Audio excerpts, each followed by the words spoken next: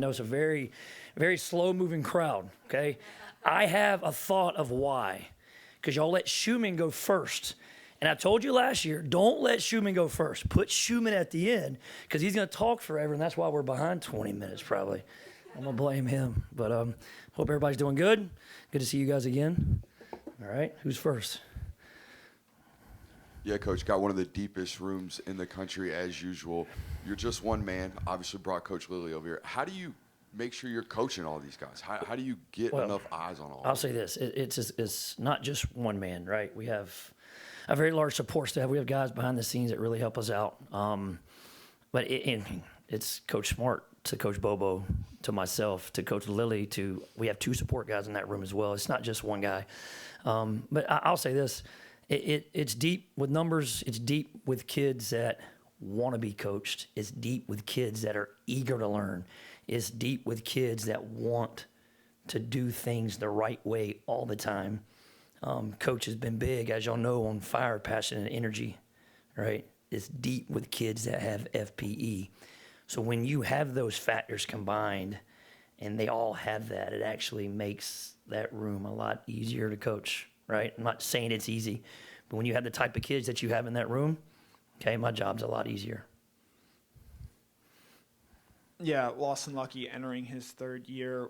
What are your sort of expectations for what he can do? And then following up on that, in the SEC championship game, he had a very big tackle on the interception that Gunner threw. Yeah. What does it say about him that he's able to make a play like that, where if you look at it from like the reverse angle, it looks like wide open field in front of the Texas defender? Yeah, so the first thing is lead.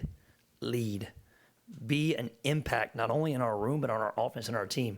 All right, in today's college football, all right, a lot of times we are void of leadership. It is hard to find that. Okay, you have to do things as a coach to cultivate leadership. All right, but when you find a kid that naturally has that, like Lawson has that in him, he needs to use that to help our team. And so just promoting him to go be vocal, promoting him to use his gift to influence not only the younger players, not just the freshmen, but heck, the senior. Like he's had a major impact on Delp, right? Not that I'm saying that Delp's doing anything wrong, but Lawson has the ability to pull others with him. And so that's been the biggest challenge with him. And then that tackle in the SEC championship game, you know, we talk about being selfless. Okay, our motto in the tight end room forever has been feed the fire. Okay, and there's a story that goes to that. You can probably Google it and see the poem, but we always say feed the fire. Long story short, it's about putting the team before yourself, truly being selfless. And in today's world, it is really hard to do that, right? And Coach Smart has talked about, you know, if we can find the guys that really fit our program that put the team before themselves, then you're going to be pretty dang successful, right? Well, Lawson is that. He's the true example of being selfless. And, you know, just it's a pick, it's a bad play. It very easily could have just gave up on it, but he didn't. He shows relentless effort to finish and got the guy down and was a, you know, monumental play in that game.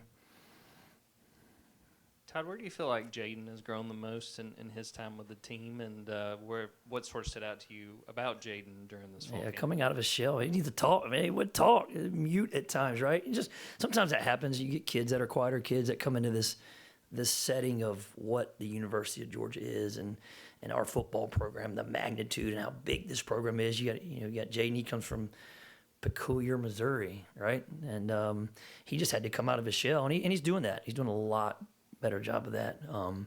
And from a playing standpoint, you know, he was an ex receiver really in high school. And a lot of times when you're recruiting tight ends, it's a projection position, right? They might not play tight end in high school, so you have to project them what they might be in 2 to 3 years in our league. And so he had the body type, he had the size, he obviously had the speed. You know, he wasn't the best blocker in high school. He just did, not that they asked him to do that. Not that he was bad. He just wasn't a part of his job requirement. So him coming in and understanding that he had to improve that area of his game in order to see the field at Georgia, he's done that, okay? And I'll also touch on this. Like, Coach is big on if your butt ain't playing special teams, you ain't getting on the field on offense, defense. I think y'all have known that for a long time about Coach Smart. He's really bought in to trying to make an impact in special teams for Coach Benedict. So I'm very proud of him owning that and really trying to carve out a role for him. Todd, I was going to ask you about working. Oh, hey, Dash, what's up? Hey man. About working with Coach Lilly. I mean, you guys go back a long way. Long time. He's been in this game a long time. Yeah. Just what's it been like working with him? How do y'all bounce ideas off each other? Yeah. And how has he helped you the most? Man, what an asset to say that you can have a guy like John Lilly with all his years of expertise coaching the position and coaching offensive football at the highest level come back in and he's in that room as a resource. First off, he's a great man and he's a great friend, right? And sometimes when you're going to war and you're going to battle and you're away from your family so much, you just need a guy to talk to, right? And he's been that for me for a long time. Even when he wasn't here, if I'm going to call somebody about tight end play or a certain question, it was probably John Lilly, right? And so the fact that he's now here with us has been a big asset, not just for me, but for Coach Bobo and Coach Smart and our offense. And even our kids, the way we do practice, like Coach Smart's big on two-spot, and you've got half the kids practicing here and half the kids practicing here. Well, the fact that I can go down and focus maybe on this end, and you have a guy like John Lilly that's down here focused on this end, that they're probably going to be coached up better than the ones on my end, all right? Because you got such a great coach and mentor down there doing that. So, I'm super happy that he's here, and I know that we will see the benefits of having John Lilly on staff this year, no doubt. Coach Bobo said that the tight ends and the wide receivers are basically kind of competing to see if they're going to go 12 personnel. Yeah. Tight ends are pushing for 13. I'm pushing for 14. Yeah. Trying to come up with something. So what is that competition like, and how much are you in Mike Bobo's ear saying, yeah, we can run 13? Well, I got a hat sent to me, okay, on Twitter. Got a hat sent to my house, and it says, run the damn 13 personnel. So I got it right in my office. As soon as you open the door, I leave my door open. The first thing you see is that hat that says, run the damn 13 personnel. Jokingly, but, it's I tell my guys, we have fall goals, okay, and we have about 8 of them. One of the 8 is I want guys who can do both. Meaning usually when you're in 12 personnel, you have 2 tight ends on the field, Y and F. All right, I'm saying why not have guys that can do Y, F, and Z, or whatever they ask us to do. We want guys with positional versatility. So that is a challenge to our tight ends to not just learn the tight end position. Let's learn the slot. Let's learn the X. Let's learn the Z. Heck, let's learn the H. Let's have a better grasp of conceptual learning within the offense. That way, if Coach Bobo wanted to go 12, we have F tight ends that can do it. If Coach Bobo wanted to go 13, we have Z tight ends that could do it. So we want to be ready in case our number is called. So that's been a challenge this campus to kind of have a broader-based learning of the offense and what the concepts mean. But as far as the competition, if he calls 12, all right, and the ball's thrown our way or we get opportunity to make a play, we better have competitive excellence because you might not get that opportunity again. So you just got to take advantage of the chances that you get. And, if your number's called, we got to make those plays. Todd, do you have a plan for the true freshmen to get offensive snaps, like a plan to be able to take advantage of their talents? Well, my plan for the true freshman right now is to practice 6 and then practice 7 and then practice 8 of training camp. And I know that's kind of coach speak that you might not be looking for, but the expectation is for them is to come out and try to give me their best every day. That's all I want right now. And whatever that means going forward, we'll get to that, when it comes to make the depth chart or whatever it is for Marshall. But I don't want them thinking about how much they're going to play right now. I want them thinking about how they become the best tight end for tomorrow, right? And then the best tight end for Friday. And then we got a big scrimmage on Saturday. And how they can become the best tight end for the scrimmage on Saturday, okay? And, we've really been process-driven this camp. I know that's been a word that's been around for a long time, but Coach Smart's really come back this camp and not really focused on outcomes, right? And outcomes are easily, you can really, your mind can wander to start focusing on what stats or snaps or catches, touchdowns.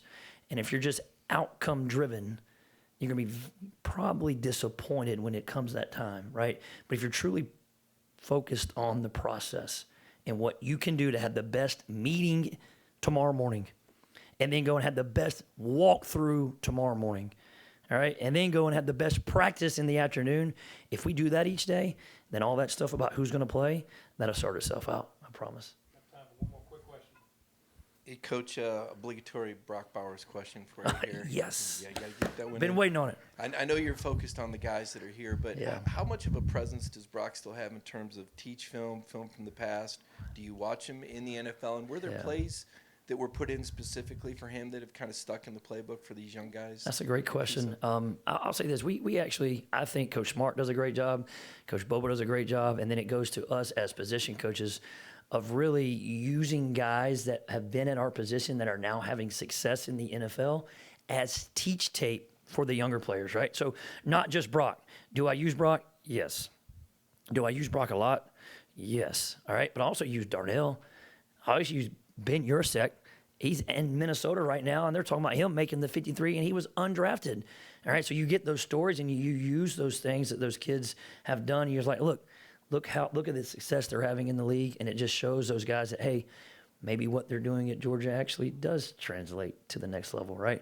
But as far as the plays, I'll say this: when it comes to game planning, as an offensive play caller, as an offensive staff, you try to design things that showcase your best player's strengths.